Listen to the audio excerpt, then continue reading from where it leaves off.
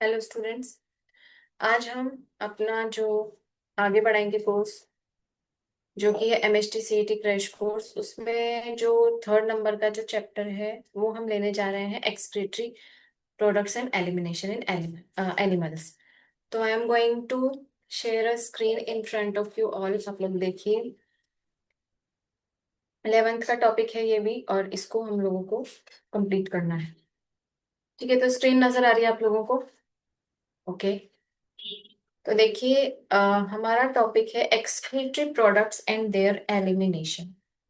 यानी excretory products क्या है? एक्सक्रीटरी प्रोडक्ट्स जो हैं,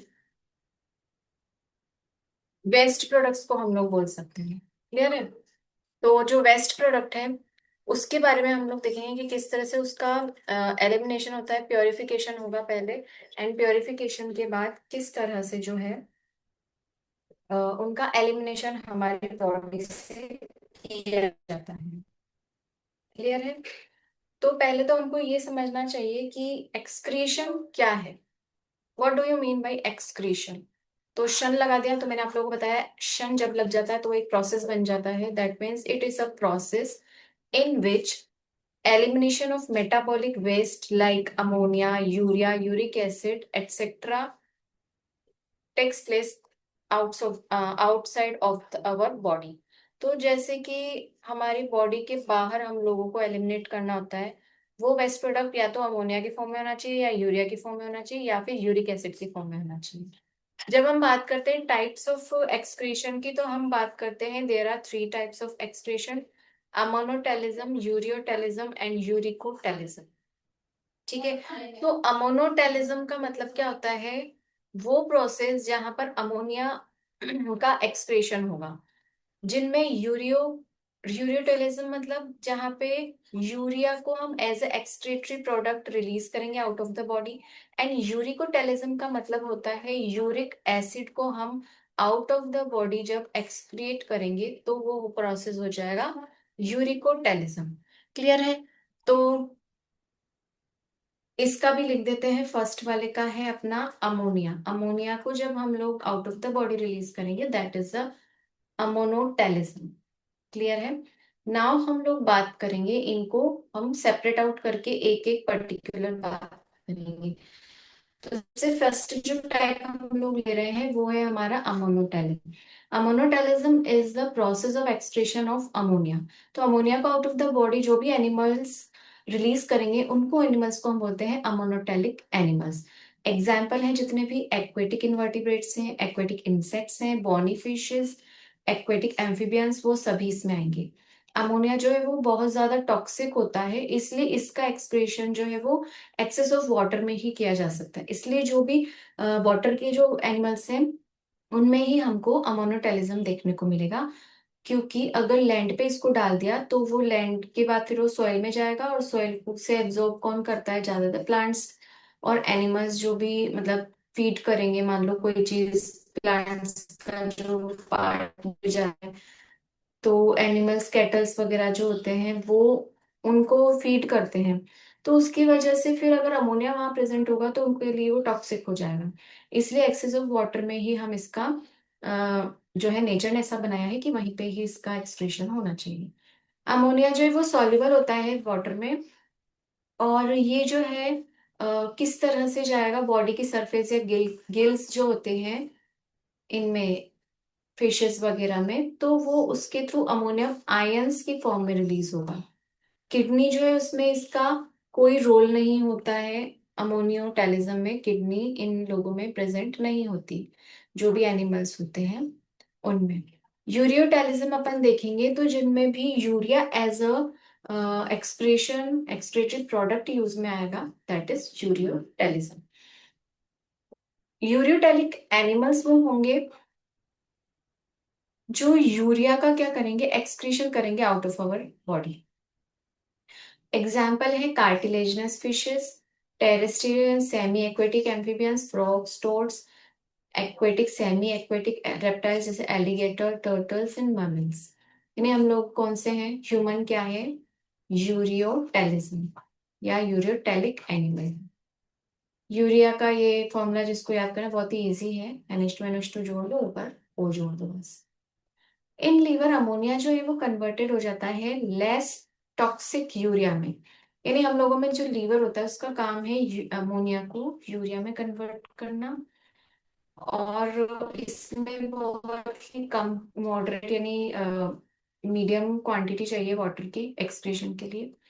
और यूरिया जो है वो किडनी में के मैट्रिक्स में रिटेन हो सकता है।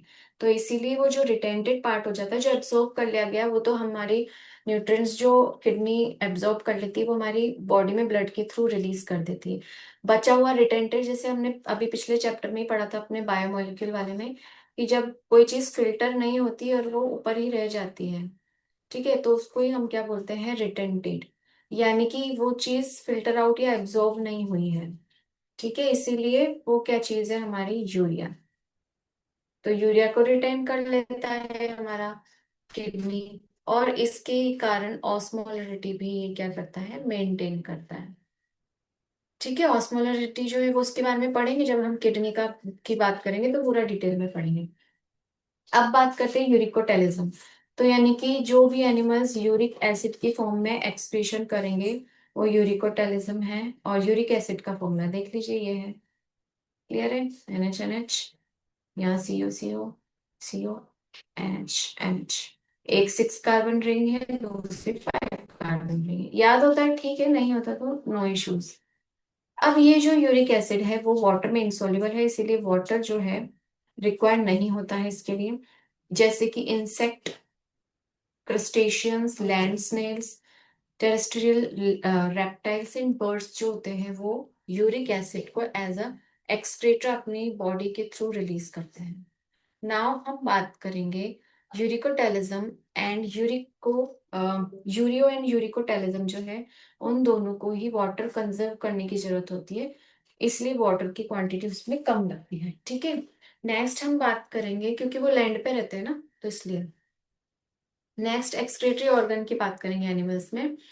तो प्रोटोनेफ्रिडिया फ्लैम सेल्स किसमें देखने को मिलते हैं, platyhelminthes, rotifers, annelids and cephalochordate. Nephridia annelids में होगा, मालफिजियन ट्यूबुल इंसेक्ट्स में, जो कि हमने कॉकरोच में पढ़ी थी, antennal glands, green glands crustacean prawn में, किडनी हायर एनिमल्स में प्रेजेंट होती है। ये हो गया एक्सक्रीटरी ऑर्गन्स। इस पे क्वेश्चन आते हैं बच्चों, इसको वेरी वेरी इंपॉर्टेंट मार्क कर लो, इस पे क्वेश्चंस बन जाते हैं। और ह्यूमन का अब हम एक्सक्रीटरी सिस्टम पढ़ेंगे, क्लियर है। तो देखते हैं ह्यूमन एक्सक्रीटरी सिस्टम। तो जैसा कि हम सभी जानते हैं कि ह्यूमन एक्सक्रीटरी सिस्टम में क्या क्या चीजें आती है, a pair of kidney, pair of ureter, urinary bladder, जो कि हम लोग इस डायग्राम में भी देख सकते हैं। क्लियर है, डायग्राम देख लीजिए, जस्ट अ मिनट।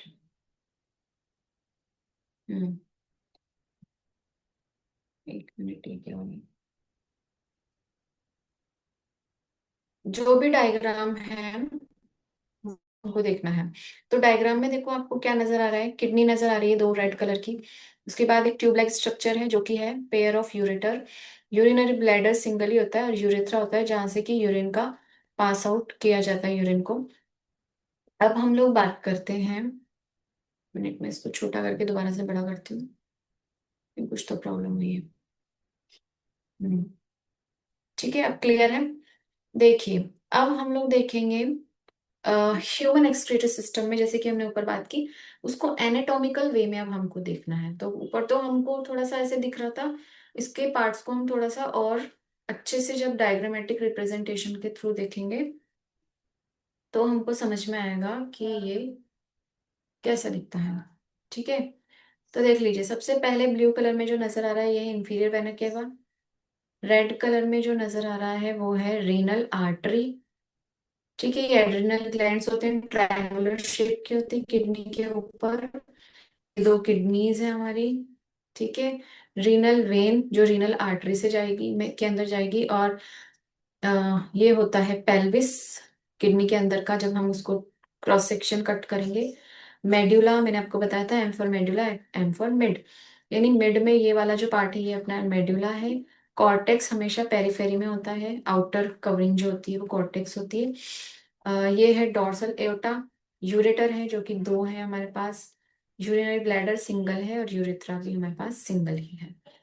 तो देखिए ये सारी चीजें हैं जो कि हम पढ़ेंगे ह्यूमन एक्सक्रीटरी सिस्टम के अंदर। अब जो स्ट्रक्चर होता है किडनी का वो देख लेते हैं कि कैसा होता है। देखो बच्चों, किडनी का जो स्ट्रक्चर है रेडिश ब्राउन बीन शेप होती है, एनक्लोज होती है tough 3 layer fibrous capsule like structure. Bean जो होती है ना, बीन शेप की होती है और रेडिश ब्राउन कलर होता है इसका। ये last thoracic and third lumbar vertebra के बीच में होती है यहाँ। ठीक है, पीछे की तरफ बैक साइड में होती है। नेक्स्ट इसकी लेंथ 10 to 12 सेंटीमीटर होती है, width 5 to 7 centimetre, thickness 2 to 3 centimetre. Very very important, इस पे क्वेश्चन आ जाता है। एवरेज वेट पूछ लिया जाता है 120 से 170 ग्राम। अगर दोनों ही नहीं दिए और 150 दिया तो आप 150 को टिक करके आओगे। कॉनकेव साइड जो होती है, दो साइड्स होती है कॉन्वेक्स। तो देखो आप लोगों ने मिरर वगैरह भी पढ़ा होगा, जब आप कॉनकेव और कॉन्वेक्स की बात करते हो, ये कॉनकेव होता है और कॉन्वेक्स ऐसा वाला एरिया होता है। ठीक है, तो ये वाला जो एरिया है, कॉनकेव साइड जो होती है वहां पर एक ओपनिंग होती है। कॉनकेव यानी ये वाली साइड, तो ये कैसी है, ये वाली साइड नजर आ रही है ना। यहाँ पे देखो एक ओपनिंग होती है, इसको हम बोलते हैं हाइलम या हाइलस। इसमें जो है ब्लड वेसल्स वगैरह प्रेजेंट होती हैं, नर्व्स, लिम्फेटिक डक्ट, यूरेटर, और ये सब जो है किडनी में इस तरह से आपको एंट्री मिलेगा। यूरेटर है, renal vein, renal pelvis, renal artery, hilum, ये सब चीजें आपको कॉनकेव साइड में देखने को मिलेंगी। क्लियर है। नेक्स्ट हम बात करते हैं, इसको हमने कट किया ट्रांसवर्सली और इसके अंदर का एनाटॉमिकल पार्ट हमको देखना है कि किडनी के अंदर क्या क्या चीजें मौजूद है। तो हमको क्या नजर आएगा, सबसे पहले आउटर मोस्ट लेयर जो है वो है अपनी कॉर्टेक्स, और इनर मोस्ट इसके बीच की मिड जो होती है वो होती है मेड्यूला। मेड्यूला में ये ऐसे पिरामिड लाइक स्ट्रक्चर्स होते हैं जिनको हम बोलते हैं मेड्यूलरी पिरामिड। दूसरा कलर लेती हूँ ताकि दिखे आपको। ठीक है, मेडुलरी पिरामिड शेप के होते हैं medullary pyramid. Next renal column होता है, ये जो बीच का पार्ट है रीनल कॉलम। ये माइनर कैलिक्सेस होते हैं जो कि पतली पतली शाखाएं हैं। ठीक है, मेजर कैलिक्स ये वाला है जो थोड़ा सा ज्यादा डीप है, ज्यादा ब्रॉड है कह सकते हैं। इसमें से जो ब्रांचेस निकलेंगे उनको माइनर कैलिक्सेस बोलेंगे। ये रीनल पेल्विस है, रीनल आर्टरी जैसा कि ऊपर देखा था हमने, रीनल कैप्सूल जो आउटर कवरिंग है, और ये है अपना यूरेटर। ठीक है, तो कॉन्केव साइड में ये सारी चीजें प्रेजेंट है। और फनल शेप का जो होता है ये जो हाइलम है, ये फनल शेप का होता है। ठीक है, फनल लाइक स्ट्रक्चर होता है। एंड ये एक फनल शेप रीनल पेल्विस भी कह सकते हैं अपन इसको, कि हाइलम ये वाली कैविटी जो कि फनल शेप की है और इसी में एक फनल लाइक स्ट्रक्चर भी प्रेजेंट है जो कि है रीनल आर्टरी। यानी आप लोगों ने फनल तो देखी होगी ना बच्चों, जैसे ये फनल होती है ना जिसमें से हम ऑयल वगैरह से डीप करते हैं बॉटल में डालने के लिए, तो वैसा ही स्ट्रक्चर इसका होता है। क्लियर है। अब हम लोग बात करेंगे स्ट्रक्चर ऑफ किडनी। तो किडनी के स्ट्रक्चर की हम जब आगे बात करेंगे, तो जैसे कि हमने सोचा सुना था, इसमें आउटर कॉर्टेक्स होता है, इनर मेडुला होता है। मेडुला में कुछ कॉनिकल प्रोजेक्शंस होती है जिनको रीनल पिरामिड कहते हैं। ठीक है, और ये कैलिक्सेस में कन्वर्ट हो जाती है जिनको माइनर और मेजर कैलिक्सेस बोला जाता है। कॉर्टेक्स जो है वो मेडुलरी पिरामिड में के बीच में एक्सटेंड होता है और इसी को हम बोलते हैं कॉलम ऑफ बर्टनी, जो कि डायग्राम में तो नहीं बताया है। ठीक है, लेकिन आप याद रखना कि कॉर्टेक्स वाला जो एरिया है वो मेडुलरी पिरामिड में, ओके, मेडुलरी पिरामिड में प्रोजेक्ट हो जाती है renal, okay, between medullary pyramid as renal column. तो ये देखो डायग्राम के थ्रू अगर हम देखें, ये रहा रीनल कॉलम। ठीक है, तो इन्हीं रीनल कॉलम्स को हम लोगों ने क्या नाम दे दिया, एक नाम और दे दिया, उसका नाम है कॉलम ऑफ बर्टिनी। तो इसमें डायरेक्ट नाम नहीं लिखा हुआ, इसमें लिखा हुआ है रीनल कॉलम। क्लियर है। तो ये सारा का सारा जो है हमने पढ़ लिया structure of our kidney. Now अगर हम बात करते हैं एट अ ग्लैंस में, तो ये देखो ये सारा का सारा स्ट्रक्चर हमको इस तरह से नजर आएगा। ये वाला डायग्राम अभी मत देखो, इसको हम डीपली पढ़ेंगे। ठीक है, तो ये नोट्स में आप लोगों को मिल जाएगा। नेक्स्ट हम बात करते हैं नेफ्रॉन की, कि नेफ्रॉन क्या चीज है। तो जब भी हम लोग नेफ्रॉन की बात करेंगे, जैसे कि हमारी सेल हमारी स्मॉलेस्ट यूनिट ऑफ लाइफ है, वैसे ही स्मॉलेस्ट यूनिट ऑफ किडनी जो होती है वो होती है नेफ्रॉन। और ये 1 मिलियंस अराउंड नेफ्रॉन प्रेजेंट होते हैं। क्लियर है। नेफ्रॉन्स जो हैं वो structure and function unit of kidney होते हैं, और दो पार्ट्स में ये डिवाइडेड होते हैं, ग्लोमेरुलस और रीनल ट्यूब्यूल। ग्लोमेरुलस ये आउट गोल सा जो स्ट्रक्चर होता है, बाकी जो पूरी की पूरी ट्यूब लाइक स्ट्रक्चर है, उस पूरी की पूरी होल ट्यूब को हम क्या बोलते हैं, रीनल ट्यूब्यूल। क्लियर है। अब हम लोग बात करेंगे आगे की। तो देखिए आगे जो चीज है वो हमारे सामने आती है। ग्लोमेरुलस की अगर हम बात करेंगे, पर्टिकुलर एक इस तरह का एक पार्ट होता है फनल लाइक, हिबी हम उसको बोल सकते हैं। तो ग्लोमेरुलस इज कैपिलरीज का टफ्ट होता है, टफ्ट मतलब उसमें ऐसे फंसे हुए एक गुच्छा बोल सकते हैं हम उसको। तो ऐसे गुच्छा सा रहता है, एक कैपिलरीज का बना हुआ। उसमें देखो एक तो एफरेंट आर्टियोल होता है, एफरेंट वाला आपको दिख रहा है, ये वाला। ठीक है, एफरेंट। एंड एक होता है ईफ्रेंट। तो जो एफरेंट है वो अंदर की तरफ लेके जाएगा, और ईफ्रेंट यानी ई मतलब एग्जिट होता है हमेशा, तो ई जो है एफरेंट मतलब बाहर की तरफ जो भी लेके जाएगा ब्लड को। ठीक है। फिर उसके बाद ब्लड जो है वो ग्लोमेरुलस से कहाँ आउट ऑफ द बॉडी चला जाता, मतलब आउट ऑफ द ग्लोमेरुलस चला जाएगा नेफ्रॉन के बाहर, एफरेंट आर्ट्यूल के थ्रू। और अंदर किसके थ्रू आएगा, अफ्रंट। ठीक है। ए और ई का डिफरेंस है, बाकी बोलने में दोनों को एफरेंट ही बोलने में आता है, but afferent afferent efferent बोल सकते हैं इसको। क्लियर है। अब ये जो कैप्सूल मतलब एक कप लाइक स्ट्रक्चर जो होता है जिसमें कि ये भरी हुई रहती है ये सारी टफ्ट, उसको हम बोल देते हैं बोमन कैप्सूल। फिर ये जो इसका नेक वाला पार्ट है इसको बोलते हैं पीसीटी, यानी प्रॉक्सिमल कॉन्वोल्यूटेड ट्यूब्यूल। ठीक है, तो इसके बाद हम लोग देखेंगे अ, जैसे ही रीनल ट्यूब्यूल के बारे में हम बात करेंगे, तो रीनल ट्यूब्यूल क्या चीज है। ये डबल वॉल्ड कप लाइक यानी बोमन कैप्सूल से ही स्टार्ट हो जाता है, यहीं से ये स्टार्ट हो जाती है, और ग्लोमेरुलस को एनक्लोज करके रखता है। तो बोल सकते हैं glomerulus plus Bowman capsule is equals to malpighian body या रीनल कॉर्पिसल्स।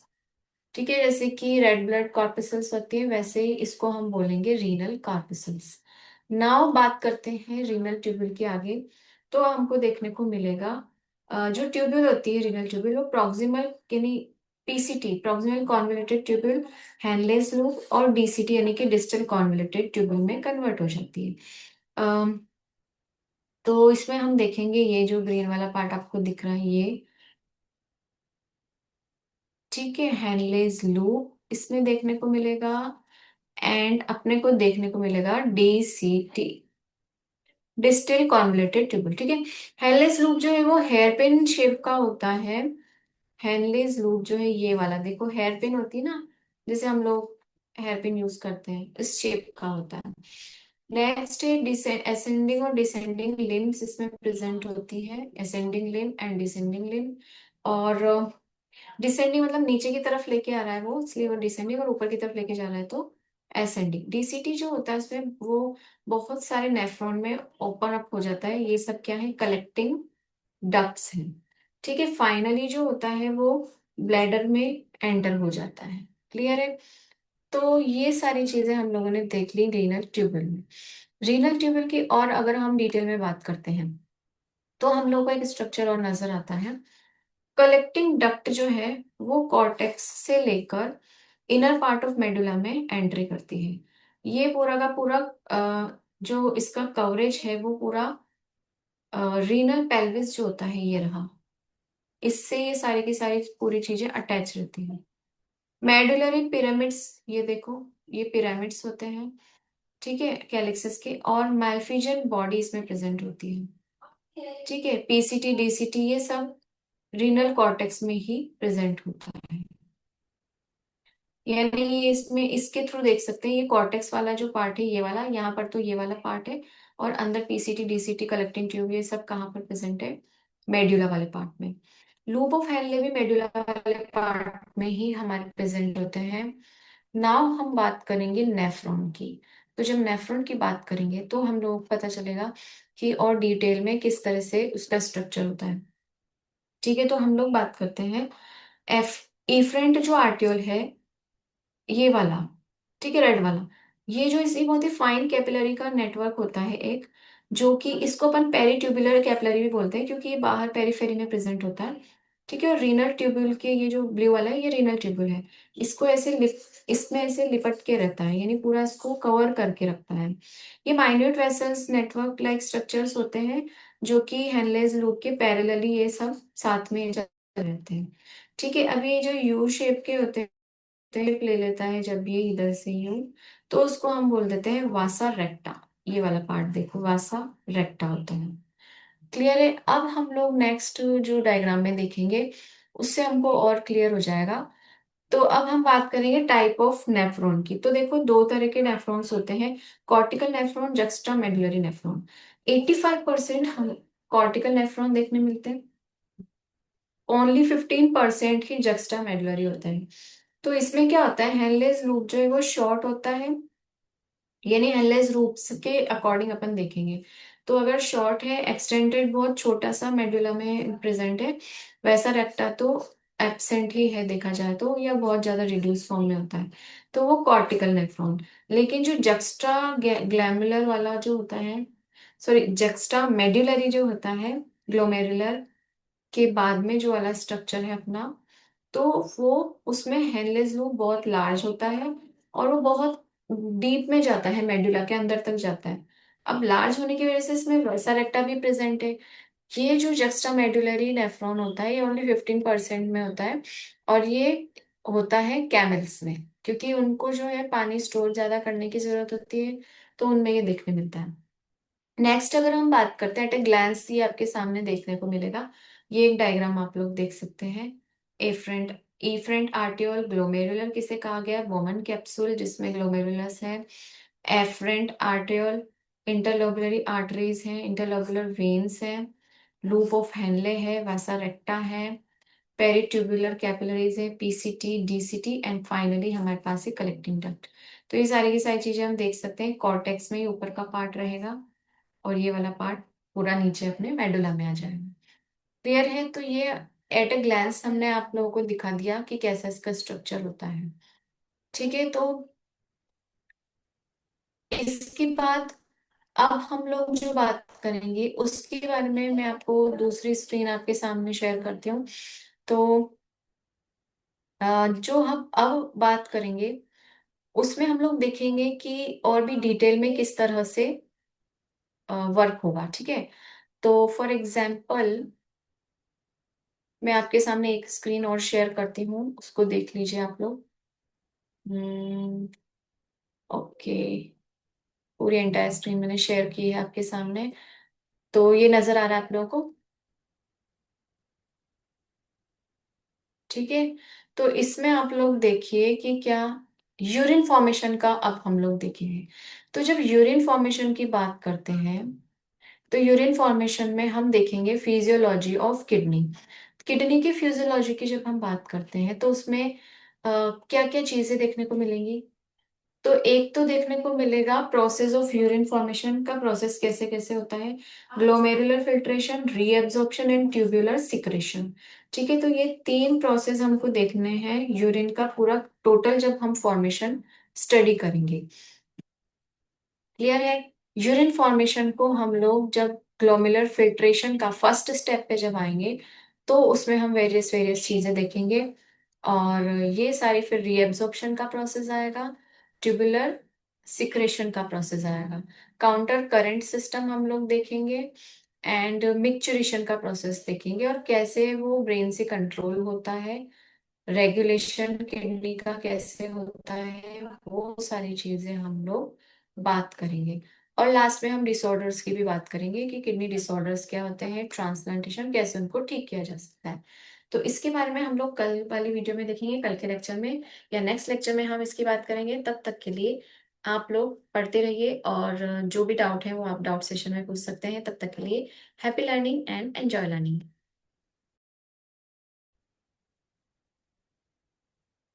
हेलो स्टूडेंट्स, तो हम लोग फिर से आ गए, और अब हम आगे की बात करेंगे। आगे की बात करेंगे एक्सक्रीटरी सिस्टम में। तो ये हमारा जो कोर्स है जिसमें हम लोग पढ़ रहे हैं एमएसटी सीईटी का क्रैश कोर्स, जिसमें मैं 11th का आप लोगों को बता रही हूँ। इसमें जो चैप्टर है हमारा एक्सक्रीटरी वाला, तो उसको हम लोग देख लेते हैं बिना देर किए। चलिए, I am going to share a screen in front of you all. ठीक है, स्क्रीन नजर आ रही है आप लोगों को? ओके, चलिए अब हम लोग बात करेंगे आगे की, जिसमें कि हम लोग और थोड़ा डीप में डिटेल में देखेंगे, और यूरिन फॉर्मेशन की बात अब हम लोग करने वाले हैं। तो यूरिन का फॉर्मेशन कैसे होता है, कैसे जो वेस्ट प्रोडक्ट है उसका फॉर्म करके, उसको कंबाइन करके, उसको इकट्ठा करके, कलेक्ट करके हमारे out of the body release किया जाता है, उस दौरान क्या क्या स्टेप्स होते हैं, और किस तरह से जो न्यूट्रिशंस हैं, वाटर का एब्जॉर्प्शन होता है, आयंस का एब्जॉर्प्शन होता है, वो सारी की सारी चीजें हम लोग स्टेप बाय स्टेप अब पढ़ने वाले हैं। तो पहले हम लोग बात करते हैं। अब इसमें देखो, जो यूरिन फॉर्मेशन जो होता है उसमें हम क्या देख रहे हैं, किडनी का फंक्शन देख रहे हैं ना, तो इसीलिए हम इसको फिजियोलॉजी ऑफ किडनी भी बोल देते हैं। यूरिन फॉर्मेशन में देखिए तीन तरह के प्रोसेस स्टेप बाय स्टेप होते हैं। पहला होता है ग्लोमेरुलर फिल्ट्रेशन, यानी कि ग्लोमेरुलर वाला जो अपना स्ट्रक्चर है उसमें फिल्ट्रेशन स्टार्ट होगा। देन फिल्टर होने के बाद जो भी चीजें आगे की तरफ बढ़ेंगी, उनमें उनका रीएब्जॉर्प्शन होगा, यानी कि आयंस या वाटर का। देन फिर ट्यूबुलर सिक्रेशन, यानी ट्यूबुल्स में से जो भी सिक्रेशन होकर उसको कुछ चीजें इधर उधर जाएंगी, यानी ट्यूबुल्स में जाएंगी, किडनी एब्जॉर्ब भी करेगी, और कुछ चीजें उसको रिलीज करके फिर कंबाइन करके उसको आउट ऑफ द बॉडी भेजने के लिए पहले कलेक्टिंग डक्ट में जाएगी, and then out of the body वो मूव करेगी। तो ये सारी की सारी चीजें हम लोगों को किसमें देखनी है, इस वाले टॉपिक में अब हम लोग देखने जा रहे हैं।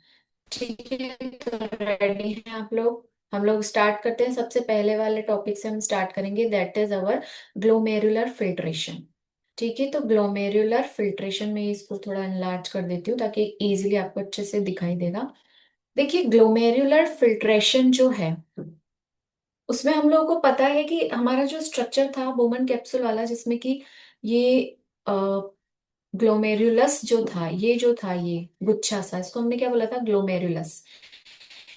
ये ग्लोमेरुलस में जैसे ही ब्लड एंट्री होगी, ठीक है, तो इसमें क्या क्या चीजें होंगी, ब्लड की कैपिलरीज जो हैं वो प्रेशर अप्लाई करेंगी। जैसे देखिए, हम लोग कोई चीज फिल्टर करते हैं, तो फिल्टर करने के लिए हमको फाइनली जो फिल्टर करना है, तो हम क्या करते हैं, उसको इस तरह से दबा दबा के उसको कोई भी मसलिन क्लॉथ या फिल्टर पेपर में से हम लोग उसको पुश करते हैं, ताकि जो बचा हुआ जो भी रेसिड्यू है वो भी पास आउट होकर हमारे बाउल में आ जाए। यानी कि फिल्ट्रेशन में पूरा का पूरा अच्छे से उसका फिल्ट्रेशन होना चाहिए, कोई चीज रहनी नहीं चाहिए। इसमें तीन लेयर्स हमारे काम आती हैं। पहली होती है सबसे आउटर लेयर, जो कि है अपनी एपिथेलियम लेयर, देखिए सबसे आउटर लेयर है। नेक्स्ट बेसमेंट लेयर होती है, और थर्ड वाली जो इनर सबसे इनर मोस्ट होती है वो होती है एंडोथेलियम। तो आउटर, एपी का मतलब अपर होता है, बेसमेंट जो इन दोनों का बेस की तरह से कंबाइन करके रखती है, बीच में सपोर्ट करती है। एंड देन सेकेंड थर्ड जो होती है अपनी एंडोथेलियम। एंडोथेलियम जो है वो बिल्कुल इनर साइड में होती है। तो पहले बात करेंगे एपिथेलियम वेबोमन कैप्सूल की। नेक्स्ट बेसमेंट लेयर दोनों के बीच में होती है, और जो फाइनल लेयर होती है वो एंडोथेलियम होती है। तो ये तीनों यहाँ भी देख ली हमने। अब देखो, एक चीज जो इस डायग्राम में नजर आ रही है वो भी थोड़ा सा देख लो। पोडोसाइट क्या होते हैं? साइट म्हणजे, साइट का मतलब होता है सेल, ठीक है। पोडो का मतलब होता है किडनी सेल, यानी कि पोडोसाइट क्या है, अपनी किडनी सेल्स हैं। ठीक है, तो पोडो जो है हमने टर्म किसके लिए यूज की है, किडनी की के लिए यूज की है। और इसमें जो है फूड का प्रोसेसिंग होगा, इस तरह से एक प्रोसेसिंग टाइप की इस तरह से आपको नजर आएगी। मतलब पाइप लाइक स्ट्रक्चर आपको नजर आएगा। फिल्ट्रेशन स्लिट्स इसमें प्रेजेंट रहेंगी, जो कि जगह जगह से अच्छे से उसको फिल्टर करेंगी। ये देखो इस तरह का स्ट्रक्चर है ना, तो इसमें जगह जगह से उसको फिल्टर करना है, अच्छे से उसको निचोड़ना है जो भी न्यूट्रिशन है। देन फिर जो ल्यूमेन जो होता है ग्लोमेरुलर कैपिलरी का, वो ये वाला है, यानी कैपिलरी के अंदर का जो स्पेस है उसको हमने ल्यूमेन बोल दिया। ठीक है, और ये वाला जो स्पेस है ये क्या है, हमारा बोमन का स्पेस, यानी ये वाला स्पेस है। क्लियर है, ये स्पेस। तो ये हमने छोटा सा जूम करके आपको ये लार्ज एनलार्ज करके दिखा दिया है। इस तरह से हम जो है फिल्ट्रेशन का प्रोसेस करेंगे और वो होगा ग्लोमेरुलस में। ठीक है। नेक्स्ट जो आता है उसमें देखिए क्या होता है कि जो एपिथेलियल सेल्स हैं उन्हीं सेल्स को, यानी आउटर जो सेल्स हैं उन्हीं को हमने, जो एपिथेलियल लेयर में प्रेजेंट है उनको हमने पोडोसाइट्स बोला है। बोमन कैप्सूल में ही प्रेजेंट है वो, ये पूरा का पूरा इसी में स्ट्रक्चर है। ये इस तरह से अरेंज रहती है कि एक स्लिट्स लाइक स्ट्रक्चर, इस तरह की स्लिट्स एक के ऊपर एक ये ऐसे बना लेती हैं। ये इसे पोर्स भी प्रेजेंट होते हैं ताकि अच्छे से स्लिट्स में जो फिल्ट्रेशन स्लिट्स इनको बोला जाता है, जो पोर्स है इनको, और इन्हीं को हम पोर्स भी बोलते हैं, स्लिट पोर्स। ठीक है। तो इसमें हो क्या रहा है हमको क्लियरली पता है, जैसे कि चाय छानने वाली छन्नी होती है, उसमें हम लोग क्या होते हैं, पोर्स होते हैं उसमें, तो वो पोर्स के थ्रू ही तो जो भी लिक्विड पार्ट है अपना वो जो है छन के फिल्टर होके आउट ऑफ द जो छलनी है हमारी उसके नीचे बाउल में या कप में जो है उसमें एंटर हो जाता है। क्लियर है। नेक्स्ट हम लोग बात करेंगे, इसको हमने और थोड़ा जूम किया, अच्छे से हमने देखा, तो हमको नजर आ रहा है एफरेंट आर्ट्यूल। एफरेंट आर्ट्यूल क्या होता है, एफरेंट आर्ट्रियोल होता है जिससे कि ब्लड अंदर आएगा, इफ्रेंट से वो बाहर जाएगा पूरा फिल्टर होके। तो देखो अभी ये अंदर आ चुका है, इसमें वेरियस टाइप के प्रोटीन्स प्रेजेंट है, हमें नजर आ रहे हैं। ये इस तरह से ये प्रोटीन्स वगैरह हैं। इन्हीं प्रोटीन्स का क्या हो रहा है यहाँ पर, ये देखिए ये इधर की तरफ छन के ये बाहर जा रहे हैं फिल्टर होके, जो छोटे वाले पार्टिकल हैं वो कहाँ आ रहे हैं, बाहर।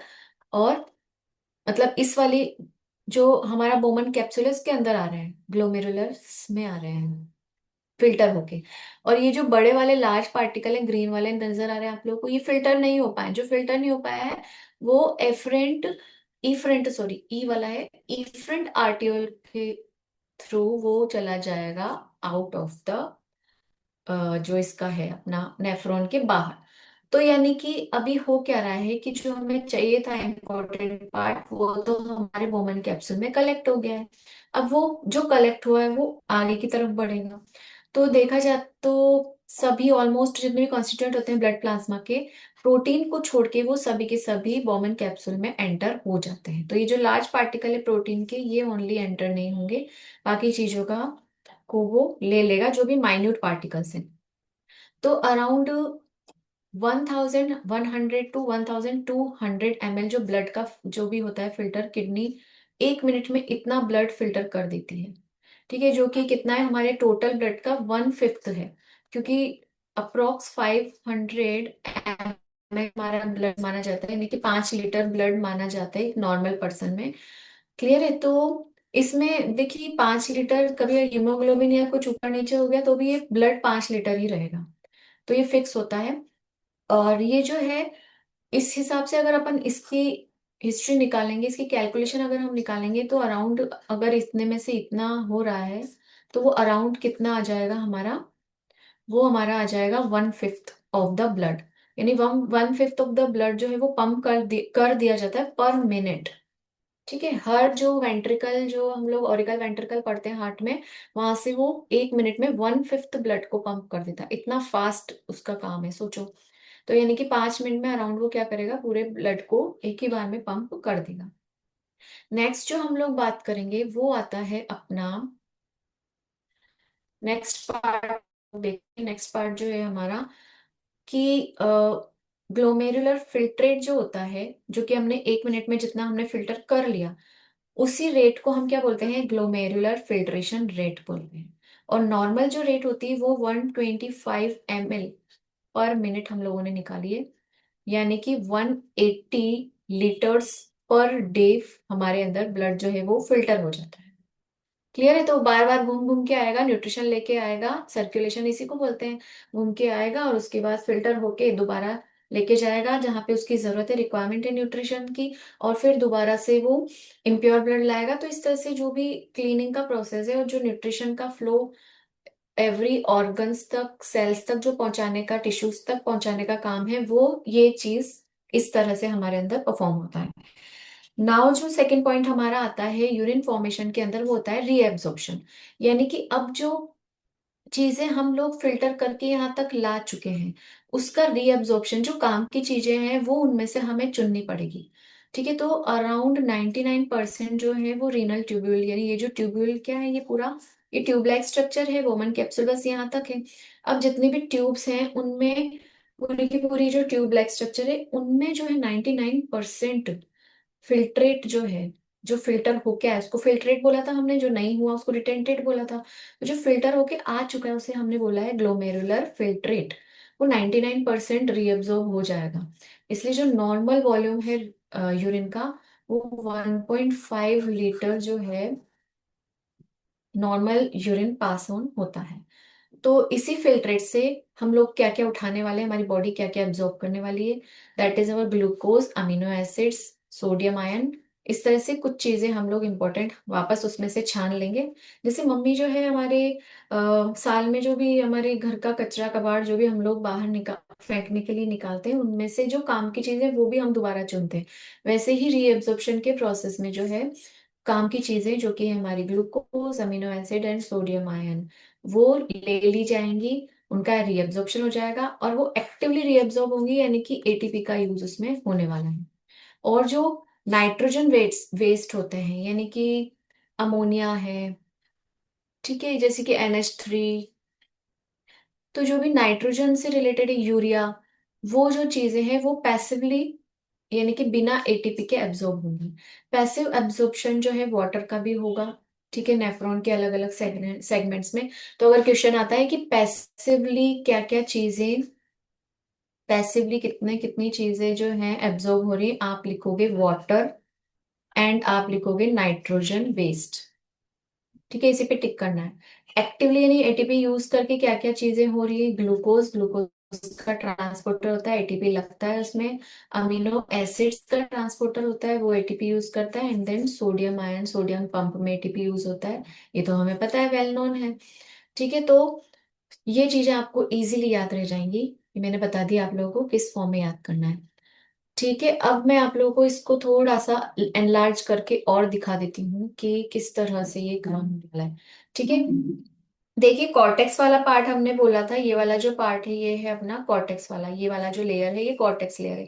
कॉर्टेक्स में क्या क्या आ रहा है, ग्लोमेरुलस आ रहा है, और आ रहा है प्रॉक्सिमल ट्यूब्यूल यानी पीसीटी, डीसीटी भी इसमें आ रहा है। मेड्यूला में ये पूरा आउटर एंड इनर, ये पूरा मेड्यूला बनाएगा। और सॉरी, तो ये जो मेड्यूला है, इस मेडुला में क्या क्या आने वाला है, इस मेडुला में आने वाला है DC sorry descending loop, ascending loop, Henle's loop आ जाएगा। ठीक है, यानी हेनलेज लूप का ही तो दो पार्ट है ये बताया था ना, हेनलेज लूप जो होता है, इस हेनलेज लूप के दो पार्ट होते हैं, डिसेंडिंग लिम्ब, ठीक है, डिसेंडिंग लिम्ब, एंड दूसरा वाला पार्ट होता है एसेंडिंग लिम्ब, AL। ठीक है, तो ये दोनों ही हेनलेस लूप का पार्ट है। उसके बाद इसमें मेडुला में कौन सा पार्ट आता है नेफ्रॉन का, कलेक्टिंग डक्ट वाला पार्ट भी इसमें आ जाएगा। तो अब देखिए इसका कैसे रिएब्जॉर्प्शन होगा, ये हम लोग देख लेते हैं। देखो देखो देखो, यहाँ से ये आया पीसीटी में, जितना भी फिल्ट्रेट था, क्या क्या चीजें रिएब्जॉर्ब हो गई हैं, बाइकार्बोनेट आयन, वाटर हो गया है, पोटेशियम आयन हो गया है। ठीक है, और अंदर इसमें एंट्री किसकी हुई है, कॉर्टेक्स से कौन कौन आ गया, अमोनिया आ गया, क्योंकि उसको बाहर रिलीज होना है, यूरिया बन के वो रिलीज होगा। तो वो अब इसके अंदर आ जाएगा, क्योंकि उसे कलेक्टिंग डक्ट में जाके फाइनली यूरेटर यूरेथ्रा के थ्रू उसको रिलीज होना है। H+ आयंस और अमोनिया ये दोनों के दोनों आ जाएंगे किसके अंदर, हमारे ट्यूब्यूल के अंदर। वो आगे बढ़ेगा, इसमें और भी जो वाटर मॉलिक्यूल जो बचा हुआ होगा वो रिलीज हो जाएगा, कहाँ, डिसेंडिंग लिम्फ में एब्जॉर्ब हो जाएगा मतलब। देन फिर वो आगे बढ़ेगा NaCl का वापस अगेन, जब असेंडिंग लूप में लिम्ब में जाएगा, या लूप भी बोल सकते हैं, उसमें क्या होगा, सोडियम क्लोराइड जो है वो एब्जॉर्ब हो जाएगा, यहाँ पे भी एब्जॉर्ब होगा। फिर उसके बाद आगे बढ़ता जाएगा, डिस्टिल ट्यूब्यूल में आ गया, डिस्टिल ट्यूब्यूल में डीसीटी में भी सोडियम क्लोराइड एब्जॉर्ब होगा, वाटर एब्जॉर्ब होगा, बाइकार्बोनेट आयन अगेन एब्जॉर्ब होगा। फिर पोटेशियम आयन और जो हमारा H+ आयन है, हाइड्रोजन आयन, वो एंटर होके कहाँ आ गया, हमारे कलेक्टिंग डक्ट में आ गया।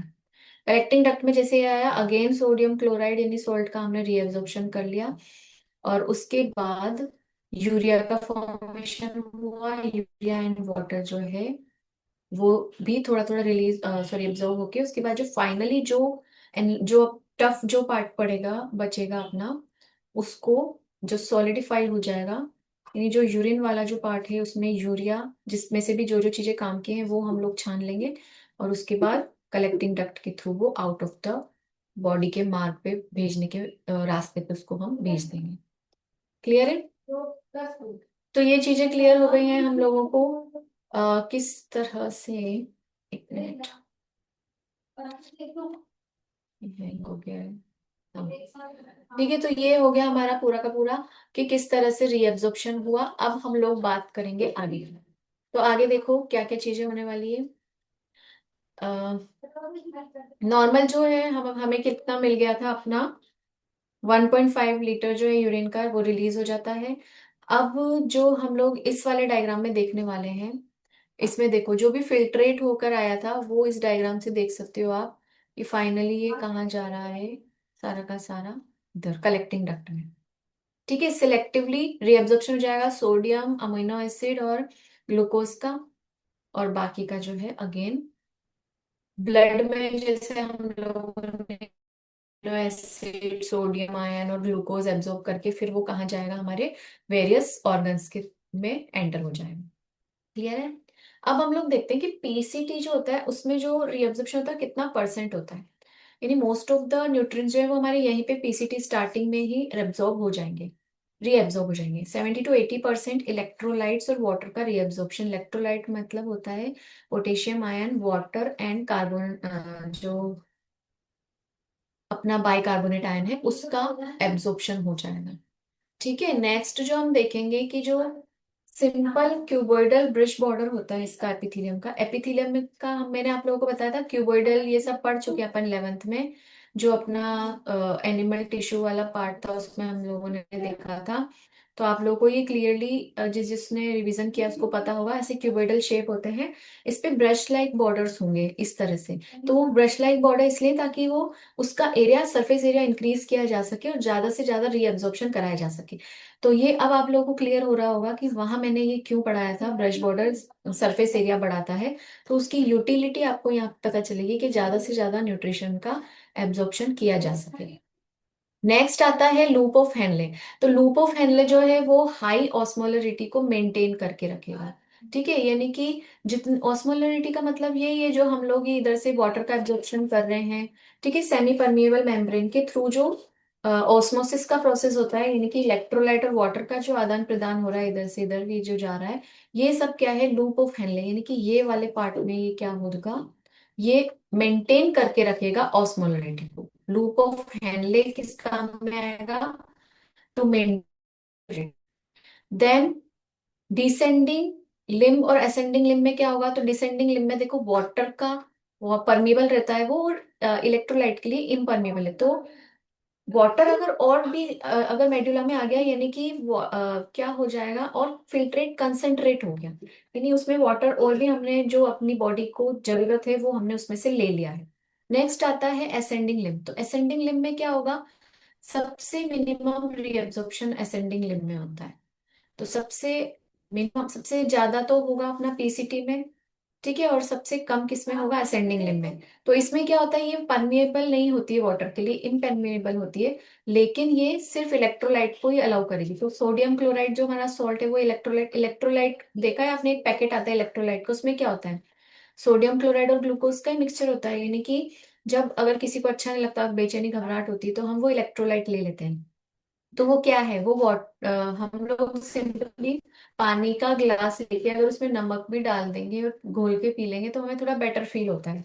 ठीक है, तो इस तरह से हम लोग क्या बोलते हैं, इलेक्ट्रोलाइट्स का मतलब क्या है, सोडियम क्लोराइड का जो एक्सेप्टेंस है अलाउ कर देता है ये, और वो एब्जॉर्ब कर लिया जाता है कौन से लिम्ब में, असेंडिंग लिम्ब में। तो याद रह जाएगा, लूप ऑफ हेनले जो है ऑस्मोलिटी मेंटेन कर रहा है, उसमें डिसेंडिंग लिम्ब कैसे कर रहा है वो मेंटेन, डिसेंडिंग लिम्ब जो है वाटर को एब्जॉर्ब करेगा, और असेंडिंग लिम्ब सोडियम क्लोराइड को एब्जॉर्ब इनसाइड ब्लड। और उसके बाद क्या होगा देखते हैं। तो डीसीटी में क्या होने वाला है, कंडीशनल रीअब्जॉर्प्शन होगा वाटर का और सोडियम आयन का, अगेन जो बचा कुचा है वो भी ले लेगा डीसीटी। एंड कलेक्टिंग लिम्ब जो होता है अपना, कलेक्टिंग डक्ट जो होगा, उसमें क्या होगा, ये कोर्टेक्स वाला पार्ट मेडुला में एंटर हो जाएगा, और यहाँ पे बहुत ज्यादा और भी ज्यादा वाटर का रीअब्जॉर्प्शन है वो स्टार्ट हो जाएगा। यानी अब यूरिन जो है वो बहुत ज्यादा कॉन्सेंट्रेट फॉर्म में आ गया है। और भी इसीलिए आपको बोला जाता है कि पानी ज्यादा पियो। सही मात्रा में पानी पीने से क्या होता है कि यूरिन के जितने भी टॉक्सिन वगैरह है वो फ्लक्स आउट होने में मदद मिलती है, क्योंकि ज्यादा से ज्यादा वाटर का एब्जॉर्प्शन हमारी बॉडी करेगी तो कलेक्ट कितना जो भी टॉक्सिन है वो, फिर वाटर मॉलिक्यूल जैसे देखो कम पानी पियोगे तो फिर वाटर यहीं पे अगर ज्यादा एब्जॉर्ब हो गया तो फिर सही से टॉक्सिन रिलीज नहीं हो पाएंगे आउट ऑफ द बॉडी, वो कहीं ना कहीं बॉडी के सेल्स में अटक जाएंगे। सही मात्रा में पानी पीने में क्या होगा कि मैक्सिमम कितना भी वाटर हम हमारी बॉडी एब्जॉर्ब कर ले, कुछ ना कुछ अमाउंट वाटर का बच जाएगा, और वो वाटर के थ्रू ही वो टॉक्सिन हमारी बॉडी से जो है बाहर की outside of the body release कर दिया जाएगा। तो वो कहीं फंस नहीं पाएगा सेल वगैरह में या कहीं टिश्यू में। इसीलिए बोला जाता है पानी आपको थोड़ा सही मात्रा में पीना है, ज्यादा पीना है। अब हम देखेंगे कि एक स्मॉल अमाउंट का जो यूरिया है वो वो भी क्या करते हैं अपन, ले लेते हैं, एक्सेप्ट कर लेते हैं, एब्जॉर्ब कर लेते हैं, और बाकी का जो यूरिया है, क्यों ले रहे हैं हम, क्योंकि हमें ऑस्मोलिटी को थोड़ा सा मेंटेन करके रखना है, और लार्ज अमाउंट जो यूरिया का है वो यूरिन के फॉर्म में फिर वो रिलीज हो जाए। नेक्स्ट अपना आता है ट्यूबुलर सिक्रेशन। ट्यूबुलर सिक्रेशन में हम क्या करेंगे, ट्यूब लाइक स्ट्रक्चर जो ये है अपना, इसमें भी कुछ चीजें जो है वो सिक्रेट होंगी। ठीक है, तो उसके उसमें हम लोग देखते हैं जैसे एफरेंट आर्टियोल है, इसमें ये आया, फिल्ट्रेशन हुआ, जो काम की चीजें नहीं थी, रिटेंटेंट जो चीजें थी वो ब्लड में इधर चली गई इफेंट के थ्रू, और जो भी काम की चीजें थी वो हमने फिल्टर कर ली और वो फिल्ट्रेट के थ्रू इधर आ गई। ठीक है, अब जो है यहाँ से ये इधर फ्लूइड जो है अपना इधर एब्जॉर्ब हो गया अगेन ब्लड में, और ये ब्लड कैपिलरी जा रही है ना, इसी में ये एब्जॉर्ब हो जाएगा। और ब्लड से जो काम की चीज नहीं है जैसे अमोनिया वगैरह है, पोटेशियम और सोडियम आयन, इस तरह से ये अगेन इसमें चला जाता है, क्योंकि ऐसे लिपटी हुई रहती है ब्लड कैपिलरीज आपस में ट्यूब्यूल से। अब जो है क्या होगा कि यूरिन जो है उसमें जितने भी एक्सक्रीटेड पार्टिकल्स हैं वो सारे के सारे कलेक्टिंग डक्ट में कलेक्ट हो जाएंगे, और उसके बाद वो जाएंगे कहाँ, यूरेटर से यूरिनरी ब्लैडर में, देन यूरेथ्रा में, और आउट ऑफ द बॉडी। तो देखो बच्चों को कंफ्यूजन होती है, कलेक्टिंग डक्ट जो है वो कहाँ है, यूरेथ्रा में नहीं है, वो किडनी में ही है। ठीक है, तो ये सब किडनी से ही सारा प्रोसेस होके कहाँ जा रहा है, यूरेटर में जा रहा है। तो कलेक्टिंग डक्ट के बाद वो कहाँ जाएगा, अगर क्वेश्चन आता है तो आप क्या लिखोगे, यूरेटर में। क्लियर है। फिर कलेक्टिंग डक्ट जो है वो पीएच को और आयनिक बैलेंस को भी मेंटेन करता है, क्योंकि आयंस जो है वो इधर से उधर जा रहे हैं। तो अगर H प्लस आयन कहीं ज्यादा है तो इधर चले जाएंगे, कम है जो आयन कम है वो उधर की तरफ ऐसे शिफ्टिंग हो जाएगी। पीसीटी और डीसीटी के जो सेल्स हैं वो आयनिक बैलेंस को, सोडियम पोटेशियम बैलेंस को मेंटेन करता है, एसिड बेस का बैलेंस करके रखता है।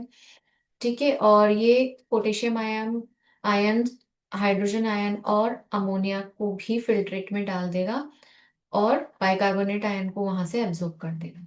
ठीक है, तो क्यों डाल रहा है वो फिल्ट्रेट के अंदर, वो इसलिए ऐड कर रहा है क्योंकि अमोनिया को यूरिया में हमें कन्वर्ट करना है, और यूरिया में कन्वर्ट करके हमें उसको आउट ऑफ द बॉडी हमें रिलीज करना है। तो हमें पता है क्योंकि हम यूरियोटेलिक हैं इसलिए अमोनिया की फॉर्म में रिलीज नहीं कर सकते, तो अमोनिया को पहले कन्वर्ट करेंगे फिर रिलीज करेंगे। एट अ ग्लैंस ये हम लोग देख सकते हैं, पूरा का पूरा आप देख लीजिए एक बार। ये देखिए पूरा फिल्टर हुआ, एब्जॉर्प्शन हुआ, इधर से इधर कुछ चीजें आई, कुछ बाहर गई, कुछ अंदर आई। ठीक है, next collecting duct, and finally out of the kidney वो चला जाएगा। नेक्स्ट हम लोग बात करेंगे, सॉरी, बात करेंगे हम लोग काउंटर करंट सिस्टम के बारे में। क्लियर है, काउंटर करंट सिस्टम क्या चीज है, ये काउंटर करंट सिस्टम। तो ये जो आदान प्रदान हम देख रहे हैं ना, इधर से उधर फ्लो हो रहा है, कुछ इधर चीजें जा रही है, कुछ उधर चीजें जा रही हैं, यही तो है काउंटर करंट। करंट क्या होता है, जैसे कि हमारे नदी बहती है, उसको बोलते हैं ना रिवर करंट, आप लोग बोलते हैं इंग्लिश में पढ़ते हैं जब। तो वो काउंटर करंट क्या है, वही है कि वो कुछ चीजें जो है, अब हमको क्या बोलते हैं कि रिवर के अगेंस्ट में जाना है तो ज्यादा हमें ताकत लगानी पड़ेगी, स्विम करना है अगर तो। और अगर रिवर के डायरेक्शन में स्विम करोगे तो इजीली आप स्विम होके चले जाओगे। तो काउंटर का मतलब यही है कि हमें अपोजिट में जाना है। ठीक है, यानी कि फ्लो जो है फिल्ट्रेट का वो दो लिम्स में होगा हेनलेस लूप के।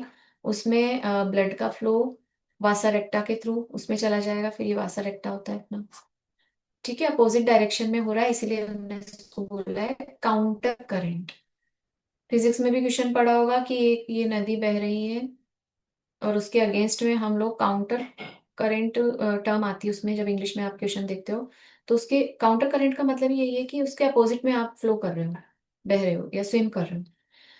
क्लियर है? तो यहीं पे यहाँ पे भी सब ऐसे ही होने वाला है। देखिए हम लोग देखते हैं इसमें। अब जैसे हमको अगेंस्ट कंसंट्रेशन जाना है तो एटीपी तो लगेगा ही। तो देखिए इसको इस तरह से हम डायग्राम में देख लेते हैं। इधर देखिए ये 300 आया, 300 300 300। ठीक है, 300 यहाँ और कुछ चीजें ऐड हुई, 400 हो गया यहाँ तक आते थे। तो जब जैसे ही 400 हुआ वो वाटर बाहर रिलीज हो गया। इधर और कुछ चीजें इस तरह से आगे ऐड होती जाएंगी। और इस तरह से अगेन ये सोडियम आयन चला गया, इसमें ये यूरिया एंटर हो गया।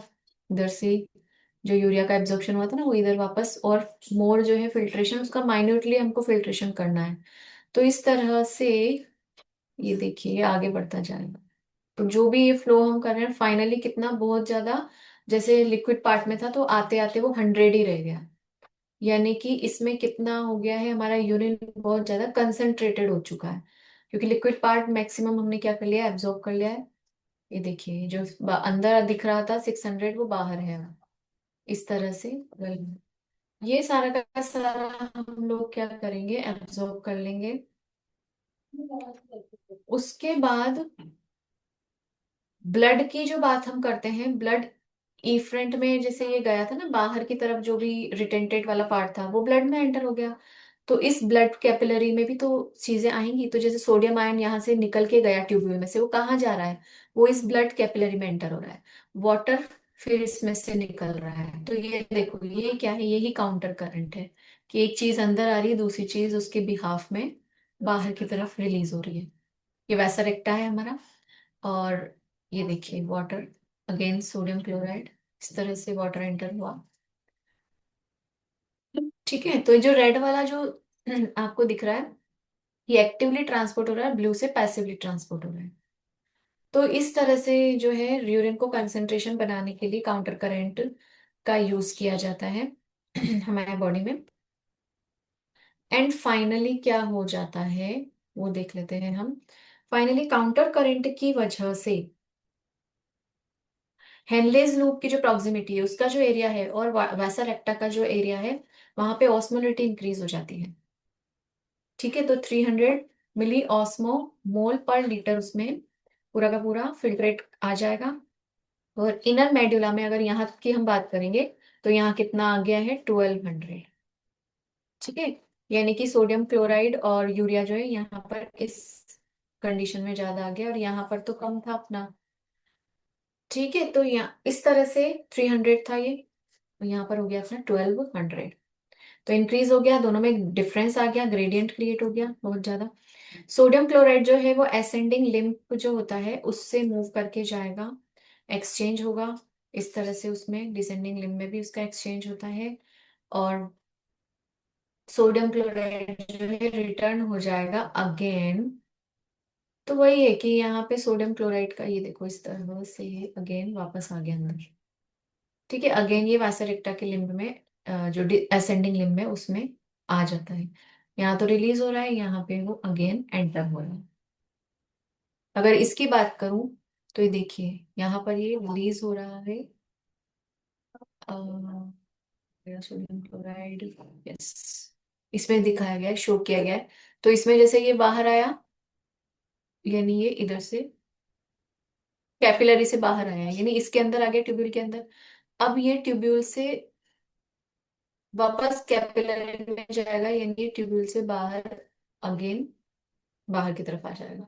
तो इस तरह से ये पूरा का पूरा सिस्टम होता है। इतना कॉम्प्लिकेटेड आप लोगों से नहीं पूछा जाएगा। ओनली जो चीजें क्वेश्चन पूछे जाएंगे वो क्या आएंगी कि ऑस्मोलिटी इंक्रीज कितना हो जाता है, आप टिक कर दोगे 300। देन आपसे पूछा जाएगा कि इनर मेड्यूला में यानी सबसे नीचे वाले इस पार्ट में, ये आउटर मेड्यूला था, ये इनर था, ये आउटर था, ये इनर था। तो इनर मेडुला में जो है वो कितना मिली ऑस्मो पर मोल पर लीटर कितना आ जाएगा, हम लिख देंगे 1200। ठीक है, और पूछा जाएगा सोडियम क्लोराइड और यूरिया की वजह से ये ग्रेडियंट जो है ये क्रिएट होता है। तो ये जो है इसमें से मेन पॉइंट्स पूछे जाएंगे। फिर भी मैंने आप लोगों को डायग्राम से समझा दिया कि पिक्चर आप लोगों को क्लियर हो जाए। अब इस तरह से क्या होगा कि सिमिलरली जो स्मॉल अमाउंट ऑफ यूरिया है वो असेंडिंग लिम्ब और हेनलेज लूप में आ गया, कलेक्टिंग ट्यूब्यूल में फाइनली जो है वो एंटर हो जाएगा, और इस तरह से इलेक्ट्रोलाइट और यूरिया जो है वो रिटेन हो जाएगा अगेन। और यही काम आएगा हमारे यूरिन को कंसेंट्रेट बनाने के, क्योंकि वाटर तो डाइल्यूट बनाता है, और जितने आयंस इलेक्ट्रोलाइट्स और हम जो भी सबस्ट्रेट डालेंगे सब्सटेंसेस उसमें ऐड कर देंगे, यानी जैसे कि यूरिया हमने ऐड कर दिया, तो यूरिन हमारा बहुत ज्यादा क्या हो जाएगा, कॉन्सेंट्रेटेड हो जाएगा। ठीक है, अब इसमें वाटर का की अवेलेबिलिटी डालनी इसलिए ऐड करनी जरूरी है ताकि वो इजीली यूरिन जो है वो आउट ऑफ द बॉडी उसको रास्ता दिखाया जा सके, बाहर ले जाया जा सके। क्लियर है? अब देखिए कि डीसीटी और कलेक्टिंग डक्ट जो है वो यूरिन को 4 टाइम कंसंट्रेट कर देते हैं। किस तरह से निकाला हमने ये 1200 को हमने 300 से जब डिवाइड किया कितना आया हमारे पास, 4। यानी 4 टाइम्स हमने क्या किया, उसको इतना ज्यादा कॉन्सेंट्रेट कर दिया, यहाँ तक आते आते वो इस एरिया में आते आते उसका कितना रह जाएगा, 1200। तो 1200 ऊपर वो कितना कंसेंट्रेट था, ओनली 300 ही था, क्योंकि वाटर ज्यादा था। वाटर जैसे जैसे एब्जॉर्ब होता गया वैसे वैसे उसकी कंसेंट्रेशन बढ़ती गई, और इस तरह से जब हम उसको डिवाइड करेंगे तो आंसर आएगा हमारा 4। यानी कि 4 टाइम्स जो है हमने उसको कॉन्सेंट्रेट कर दिया है, और अब वो हमारी बॉडी से बाहर रिलीज होने के लिए रेडी है। मिक्चुरेशन आता है हमारा next point. What do you mean by micturition? Again मैं आपसे बोलूंगी कि आप टर्म्स को तोड़ के पढ़िए। यानी आपने देख लिया शन, शन इज व्हाट, शन इज द प्रोसेस। मिक्टी तो याद रखना है, मिक्टू क्या है? मिक्टू जो है that is related to urine, यानी यूरिन को पास करने का जो प्रोसेस है उसको बोलते हैं हम मिक्चुरेशन, रिलीज ऑफ यूरिन। तो जैसे हम लोग बोलते हैं कि टॉयलेट जाना है, दैट मीन्स टेक्निकल टर्म उसकी क्या है, मिक्चुरेशन। ठीक है, यूरिनेशन भी इसको बोल सकते हैं, यूरिन पास करने का प्रोसेस उसको क्या बोलते हैं हम, यूरिनेशन या मिक्चुरेशन, एक ही बात है। क्लियर है? अब इसके स्टेप्स क्या क्या है। धीरे धीरे क्या होता है कि हमारा जो यूरिनरी ब्लैडर है वो धीरे धीरे कलेक्टिंग डक्ट में से जैसे जैसे रिटेंटेड आकर कलेक्ट होता जाता है, एक्सक्रेटा आके कलेक्ट होता जाता है, यूरिनरी ब्लैडर धीरे धीरे बढ़ता जाता है। जैसे ही उसकी वॉल्स स्ट्रेच होंगी, क्योंकि हमने पढ़ा था उसमें स्ट्रेचेबल मसल्स होती हैं, जैसे ही वो टिश्यूज स्ट्रेच होंगे, ठीक है, ये स्ट्रेचिंग हो गई। अब वो स्ट्रेच होने से जो है वो सीएनएस यानी सेंट्रल नर्वस सिस्टम के पास सिग्नल जाएगा, हमारे ब्रेन के पास सिग्नल जाएगा कि जो मोटर मैसेजेस जाएंगे कि भाई ब्लैडर जो है वो फुल हो चुका है, तो आपके अंदर ये डिजायर होगी कि मुझे यूरिन या यूरिनेशन के लिए जाना है। तो मिक्सचरेशन का प्रोसेस इसी तरह होगा कि आपका ब्रेन आपको बताएगा। जैसे कोई कोई जैसे बच्चे होते हैं जो कि जिनका ब्रेन अच्छे से फंक्शन नहीं करता है, किसी किसी बुजुर्ग अवस्था में भी ऐसा होता है कि कुछ न्यूरॉन्स जो है, न्यूरॉन्स बोला है मैंने, न्यूरॉन्स मतलब ब्रेन सेल्स, वो डैमेज हो जाते हैं। नेफ्रॉन नहीं बोला, नेफ्रॉन किडनी सेल है, न्यूरॉन अगर डैमेज हो गए दैट मीन्स वो ब्रेन को सही से मैसेज नहीं दे पाते। अगर सही से ब्रेन के पास मैसेज नहीं आएगा तो कई बार उनको मिक्सचरेशन जो है उनको पता नहीं चल पाता, और उनका जो है, जैसे बच्चे हैं, किड्स होते हैं, बहुत छोटे छोटे बच्चे में ब्रेन का डेवलपमेंट हो रहा होता है, और इतने मोटर न्यूरॉन्स वगैरह जो है वो डेवलप नहीं हो पाते हैं, तो वो क्या करते हैं, वो नहीं बोल पाते, नहीं बता पाते कि मुझे यूरिनेशन के लिए जाना है। वैसे ही बुजुर्ग अवस्था में भी अगर वो न्यूरॉन्स डैमेज हो गए तो वो नहीं बता पाते हैं, और जो है यूरिनेशन वैसे ही पास आउट हो जाता है। ठीक है, तो वो जा नहीं पाते, उससे पहले यूरिन का रिलीज हो जाता है। तो इसीलिए हमारा ब्रेन जो है फंक्शनिंग में होना चाहिए अच्छे से। अब भी ये डायग्राम मैं आप लोगों को बताती हूँ जिससे मोर क्लियर हो जाएगा। इसको हम लोग पास से देखते हैं कि कैसे ये सिग्नल्स जा रहे हैं। ठीक है, तो ये सिग्नल्स किस तरह से जा रहे हैं वो हम देखेंगे।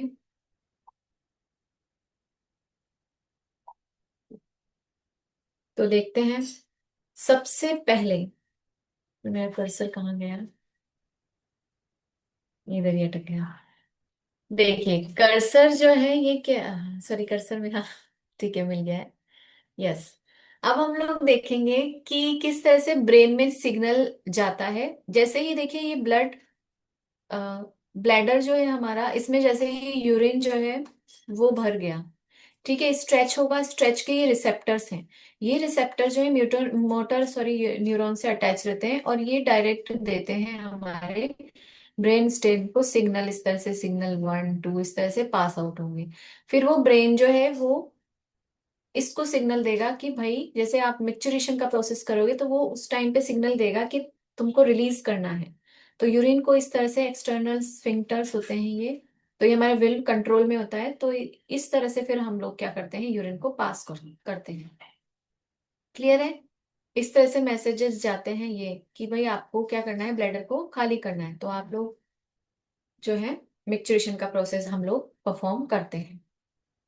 आ गया समझ में? इसमें कुछ भी ऐसा टफ नहीं है। ये नर्व इम्पल्सेस लिखा हुआ है, कॉन्ट्रैक्शन के लिए ये जाती है। ये जो रेड वाली मसल्स हैं, ये कॉन्ट्रैक्ट होने का मैसेज देती है इसको कि तुम कॉन्ट्रैक्ट हो। जैसे ये वो कॉन्ट्रैक्ट होगा, हमें फील होगा, सेंसेशन आएगा कि भाई हमको क्या करना है, यूरिन को पास ऑन करना है। क्लियर है? तो ये हो गया हमारा पार्ट मिक्सचरेशन का, कि किस तरह से मिक्सचरेशन का प्रोसेस होता है।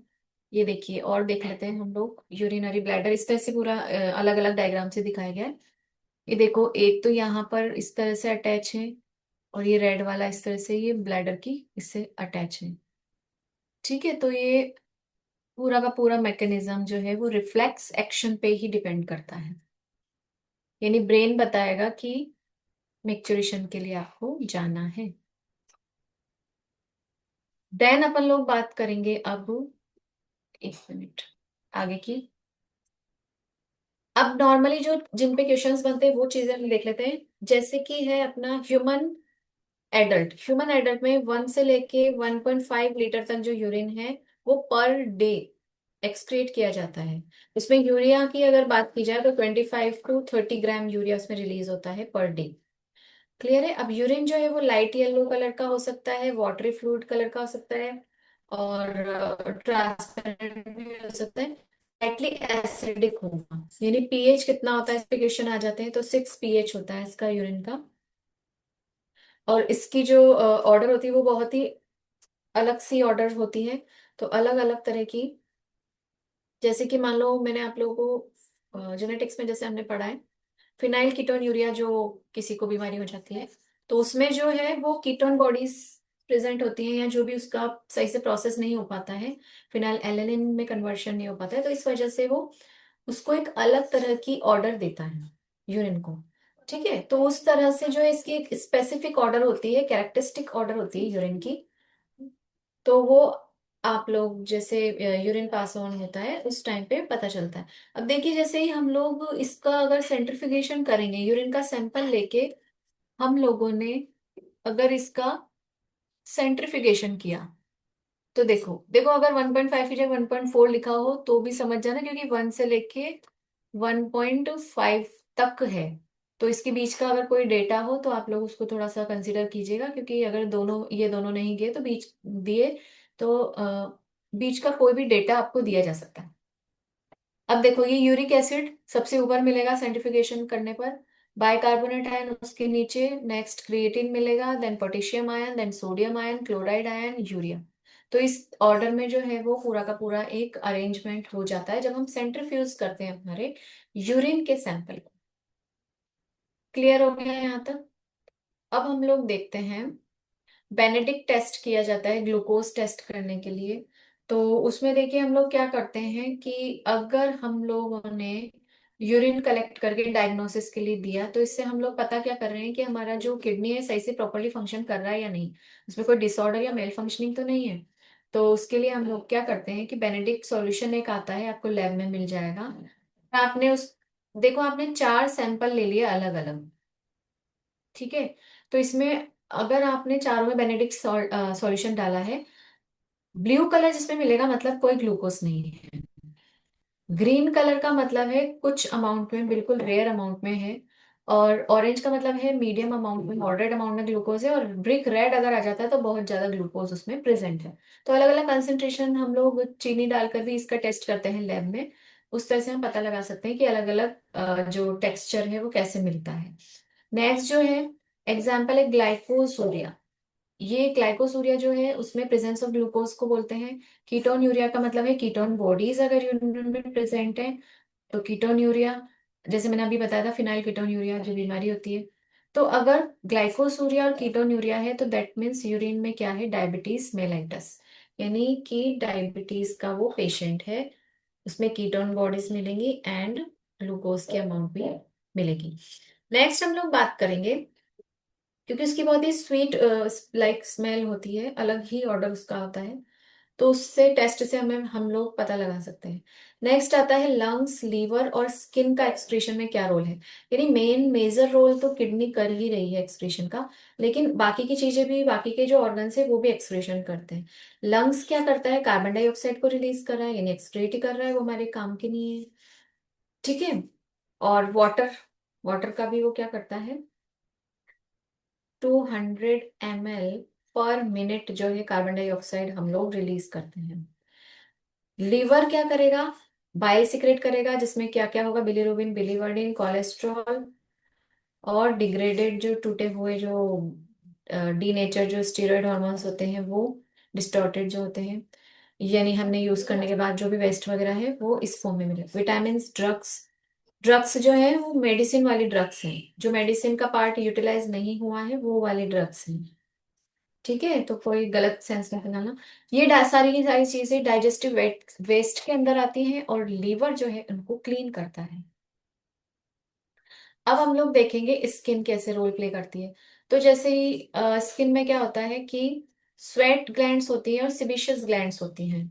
तो स्वेट ग्लैंड्स का मतलब क्या होता है कि जब भी आप एक्सरसाइज करोगे, भागोगे, दौड़ोगे, थोड़ा काम करोगे, ऐसा काम करोगे जिससे, तो स्वेट में water, sodium ion, small amount of urea, lactic acid का रिलीज होगा। सबसे मेन जो है स्वेटिंग का रोल क्या है कि वो हमारी बॉडी को कूलिंग इफेक्ट देती है। जब हमें गर्मी लगती है, पसीना आता है, तो हमारी बॉडी को अच्छा लगता है, जैसे विंड चलती है ठंडा ठंडा लगता है। उसके बाद है सिबिशियस ग्लैंड, जो कि ऑयल ग्लैंड्स भी इनको बोला जाता है।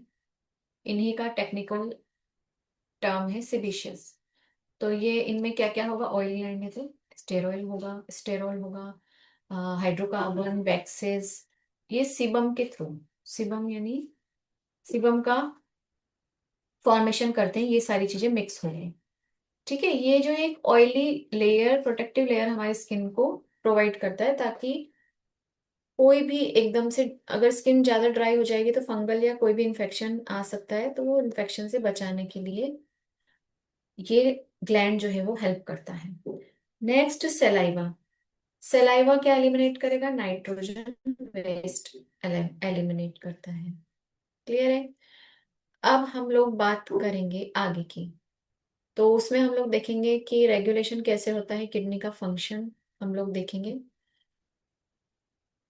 ठीक है, उसमें हम एडीएच का रेगुलेशन, ओके, देन डिसऑर्डर्स हमारे बचे हुए हैं, और ये हमारा आज चैप्टर ये फटाफट से हमारा जो है कंप्लीट हो जाएगा।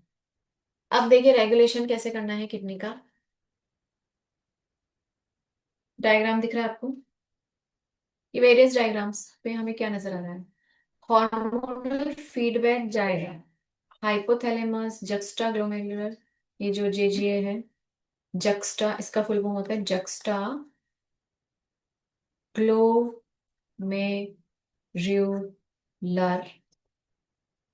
एपरेटस। ठीक है, और हार्ट, ये तीनों जो हैं ये कंट्रोल करेंगे किडनी को। ब्लड का वॉल्यूम चेंज होगा, बॉडी फ्लूइड वॉल्यूम चेंज होगा, आयरन का कंसंट्रेशन एक्टिवेट हो जाएगा, और ऑस्मो रिसेप्टर्स हमारी बॉडी में एक्टिवेट हो जाएंगे। तो ये सब क्या रोल प्ले कर रहे हैं कि कैसे किडनी को कंट्रोल करना है। पहला, एडीएच पढ़ेंगे, कैसे रेगुलेट करेगा एडीएच। एडीएच का फुल फॉर्म है एंटी डाई यूरेटिक हार्मोन। तो ये वाला जो हार्मोन है ये, सबसे पहले हम लोग इसके बारे में बात करेंगे, ये क्या करता है देखते हैं। जब हमारी बॉडी, उसमें क्या हो रहा है, फ्लूइड, पानी कम होता जा रहा है, गर्मी में जा रहे हैं, हमने पानी नहीं पिया है, ऑस्मो रिसेप्टर जो है स्टिमुलेट हो जाते हैं।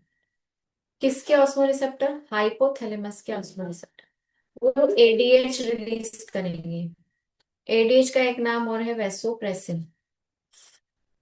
वैसोप्रेसिन।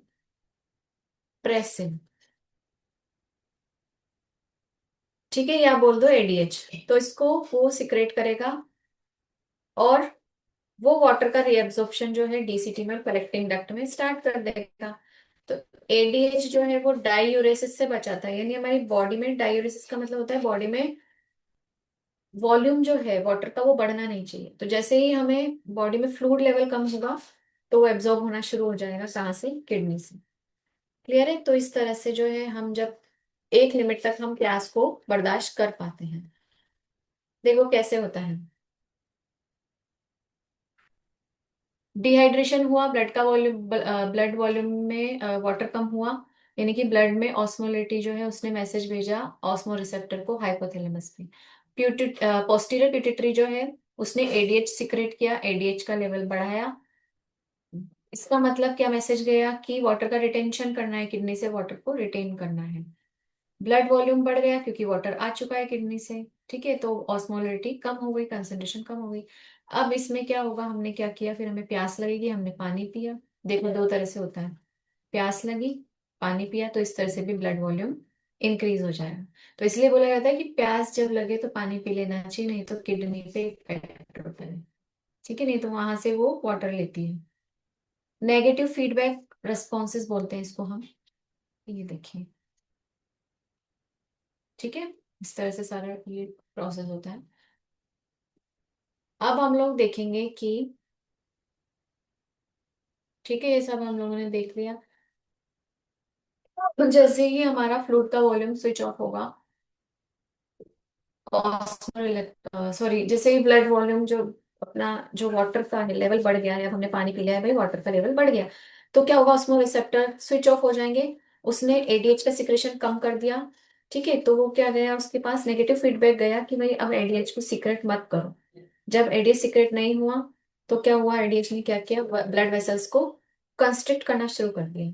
जैसे ही कंस्ट्रिक्ट होंगे तो बीपी बढ़ेगा, क्योंकि अभी तो फैल रहा था। बढ़ेगा बीपी क्योंकि अब उसको पानी और नहीं चाहिए। ठीक है, तो इससे बीपी बढ़ेगा, और क्या होगा, ग्लोमेरुलर ब्लड का फ्लो बढ़ जाएगा, और रेट भी उसकी, जीएफआर भी इंक्रीज हो जाएगी। समझ में आ गया? क्यों वो कॉन्स्ट्रिक्ट कर रहा है? वो इसलिए कॉन्स्ट्रिक्ट कर रहा है क्योंकि अब हमको पानी और नहीं, फ्लो नहीं बढ़ाना है। ठीक है, उसके बाद आता है regulation of JGA, juxta glomerular apparatus.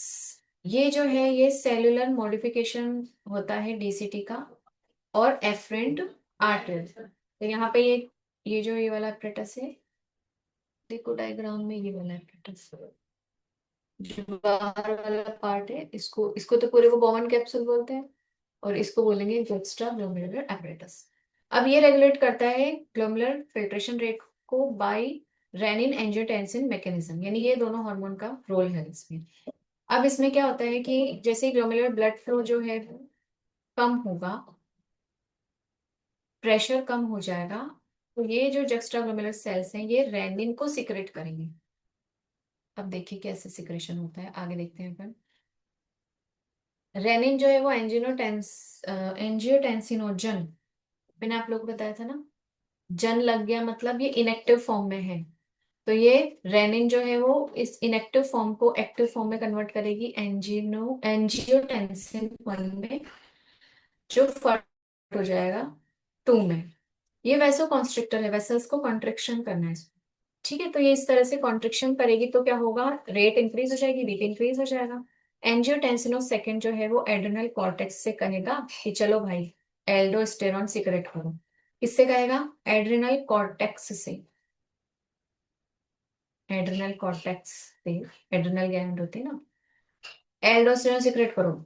उससे क्या होगा, सोडियम एंड वाटर का दोबारा रीअब्जॉर्प्शन शुरू हो जाएगा डिस्टल पार्ट में, और इस तरह से ब्लड प्रेशर जो है वो दोबारा इंक्रीज हो जाएगा। ठीक है, नेक्स्ट जो आएगा हमारे सामने वो आएगा ANF। तो एक बार ये डायग्राम का जो फ्लो चार्ट है उसको देखिए।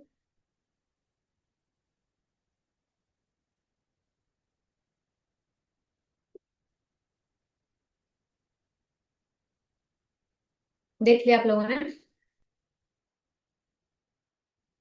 हम्म। तो इस तरह से ये फ्लो चार्ट है। ये आपको अब इजीली समझ में आ जाएगा। देखो, ANF जो है वो चेक करता है कि रेनिन और एंजियोटेंसिन मैकेनिज्म सही से वर्क कर रहा है या नहीं।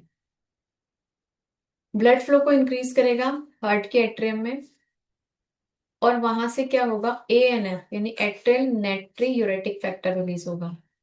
ये वैसो डायलेशन करेगा। वो कॉन्स्ट्रिक्ट कर रहे थे, अब ज्यादा कॉन्स्ट्रिक्ट करने में BP बढ़ता जाएगा। रिलीज करना है, ये डायरेक्ट करेगा। ठीक है, ब्लड वेसल को। तो दोबारा अगेन क्या होगा, ब्लड प्रेशर कम हो जाएगा। ये देखिए, वैसो डायलेशन हुआ, ब्लड प्रेशर कम हो गया, डिक्रीज हो गया। रेनिन को भी कम करेगा। रेनिन एंजियोटेंसिनोजन सेकेंड एल्डोस्टेरॉन को कम कर दिया। ठीक है, अल्टीमेटली ये ANF को जाके सिग्नल देंगे।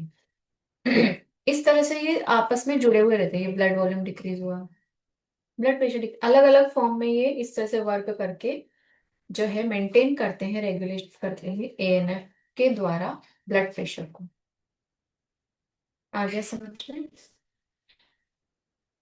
अब हम देखते हैं आगे का पार्ट। डिसऑर्डर्स देखते हैं एक्सक्रीटिव सिस्टम के। तो सबसे पहला है यूरेनियम। यूरेमिया। कौन सा मिया? यूरेमिया। यानी यूरिया एक्यूमुलेट हो गया, तो क्या बोल दिया, यूरेमिया। ब्लड में जब यूरिया कलेक्ट हो गया है, पास आउट नहीं हो पा रहा है, तो किडनी फंक्शन करना स्टॉप कर देगी। उसको बोलते हैं किडनी फेलियर या रीनल फेलियर। और वो किसकी वजह से होता है, यूरेमिया की वजह से। यूरेमिया का मतलब होता है यूरिया का एक्यूमुलेशन। रीनल कैल्कुलाई। कैल्कुलाई मतलब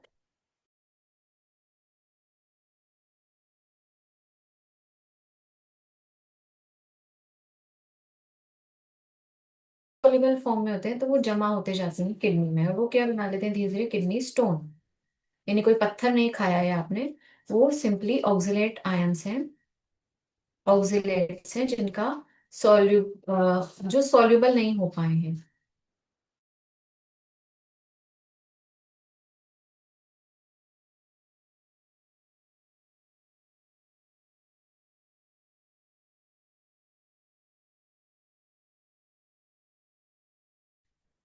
नेक्स्ट आता है,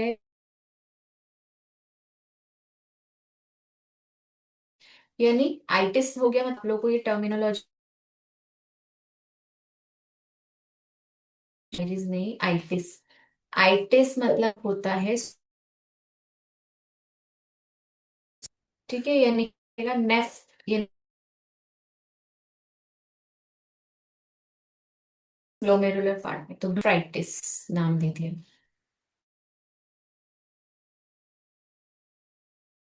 याद होगा। हेल्दी किडनी है, ये स्वेलिंग वाली किडनी है।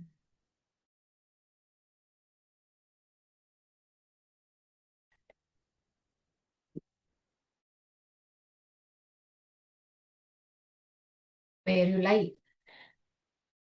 डायलिसिस का मतलब होता है कि सिंपली यूरिया को अब पेशेंट की बॉडी से निकालना है। यूरेमिया उसको हो चुका है, तो कैसे करेंगे, उसको डायलिसिस यूनिट पे डाल देते हैं। आर्टिफिशियल किडनी की तरह ये एक्ट करता है। और इसमें सेलोफेन ट्यूब होती है। सेलोफेन ट्यूब इसमें मेंशन है किया गया। देखो, ये इस तरह की मशीन होती है, ऐसे जोड़ दिया जाता है। ठीक है, तो ये blood remove for cleansing dialyser में जाएगी, और यहाँ से वो क्लीन ब्लड को इधर लेके जाएगा, एंड देन यहाँ से इधर पूरा क्लीन होके इधर जाके, और फिर वो क्लीन ब्लड इस वाले से जाएगा। क्लियर है? ये डायलाइजिंग फ्लूइड जो होता है उसको पूरा का पूरा एक ट्यूब लाइक स्ट्रक्चर होता है जो उसको पूरा का पूरा उसको कवर करके रखता है। ठीक है, सेलोफेन ट्यूब डायलाइजिंग फ्लूइड को कवर करके रखेगा। ये प्लाज्मा के जैसा ही इसमें हम कंपोजिशन रखते हैं, मेंटेन रखते हैं। बस इसमें क्या नहीं होता, इसमें नाइट्रोजन वेस्ट प्रोडक्ट नहीं होता। क्योंकि देखो वही तो हमें हटाना है ना, वही डाल देंगे तो फिर और ऐड कर रहे हैं, तो वो नहीं होगा, बाकी चीजें इसमें प्रेजेंट होती हैं। नेक्स्ट आता है, हम देखेंगे कि ब्लड जो है वो कन्वीनियंट आर्टरी से पंप होकर डायलाइजिंग यूनिट में जाएगा। कन्वीनियंट आर्टरी का मतलब जहां इजिली हम आर्टरी को, वेन को पकड़ सके, यानी हाथ से इजीली ले सकते हैं। ठीक है, वहां पर फिर एंटी कोएगुलेंट, जैसे हिपेरिन जो होता है एंटी कोएगुलेंट, इस पे क्वेश्चन आता है, इसको याद रखना, हिपेरिन इज एंटी कोएगुलेंट। तो ये आप लोग देख लो कि इसमें एंटी कोएगुलेंट क्यों डाला है, ताकि बाहर बॉडी से ब्लड जब बाहर जाए तो वो जमा ना हो, क्लोट ना हो। सेलोफेन के जो पोर्स होते हैं वो ट्यूब में एंटर होते हैं, और इस तरह से कंसंट्रेशन ग्रेडियंट क्रिएट करके, और उसकी जो बॉडी से यूरिया कलेक्ट हुआ है उसको हटाया जाता है। ये देखो नाइट्रोजन वेस्ट प्रोडक्ट जो है वो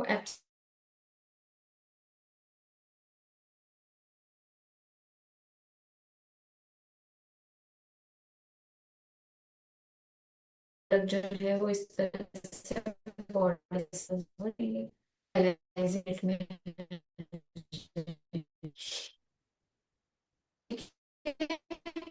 के बाद जो के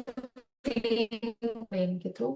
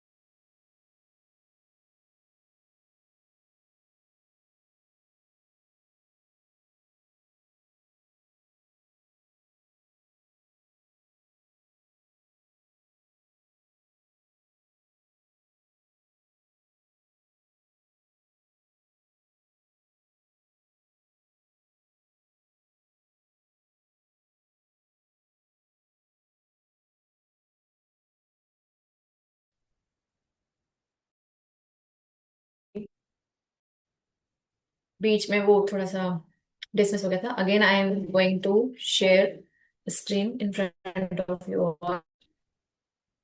ठीक है, अब देखो। ठीक है था, चलो स्टार्ट करते हैं। ये अल्टीमेट मेथड होता है जिससे कि हम रीनल फेलियर से, एक्यूट रीनल फेलियर से उसको करेक्ट कर सकते हैं। क्रोनिक डिसऑर्डर हो जाता है तो फिर वो करेक्ट नहीं हो पाता। तो किडनी जो है वो फंक्शनिंग, किडनी अगर जैसे मान लो बहुत ज्यादा अगर प्रॉब्लम बढ़ गई है, ठीक है, तो फिर क्या होगा, किडनी ट्रांसप्लांट करना पड़ेगा। यानी कि किडनी को करेक्ट किया नहीं जा सकता, डायलिसिस वगैरह क्या करेंगे हम, इस क्लोज रिलेटिव जिसमें की जाती है, उसमें ब्लड टेस्ट होता है और टिश्यू वगैरह सारी चीजें होती हैं। तो अगर वो सारी चीजें मैच हो जाती हैं, टिश्यू टाइप वगैरह वो सही होती हैं, तो क्या करते हैं कि किडनी का ट्रांसप्लांट किया जाता है। तो हम देखो क्या करेंगे, जो डोनर है उससे हम एक किडनी ले लेंगे, ये वाली किडनी ले ली, इस तरफ ऐड कर ही नहीं सकते, तो उसको इसके पास में या इस वाली यहाँ पर डायरेक्टली ऐड कर देते हैं, अटैच कर देते हैं, ताकि वो डायरेक्ट जो है, जो भी फिल्ट्रेशन प्रोसेस है वो करके और यहाँ ऐड कर सके यूरिन को, और वो नॉर्मली पास हो सके। तो देखो ये इसमें भी क्या होता है कि कई बार ऐसा होता है कि इम्यून सिस्टम होस्ट का रिजेक्ट कर देता है, ये रेसिपिएंट इसको बोलेंगे होस्ट, इसको बोलेंगे हम डोनर। तो अगर वो सही से मैच नहीं हो पाया तो मैच करना बहुत जरूरी है, टिश्यू वगैरह, ब्लड सैंपल, सब चीजें, सीरम वगैरह। क्योंकि अगर इम्यून सिस्टम में रिजेक्ट कर दिया तो पूरी की पूरी सर्जरी जो है वो बहुत पेनफुल प्रोसेस है ये। कई बार ऐसा होता है कि सब कुछ कर लिया आपने, मैच भी कर लिया, लेकिन फिर भी इम्यून सिस्टम जो है सपोर्ट नहीं करता, और रिजेक्शन वो कर देता है, उसको एक्सेप्ट नहीं करता ग्राफ्टिंग को। इसको हम ग्राफ्ट कहते हैं। ठीक है, तो इस तरह से हमारा बचा था।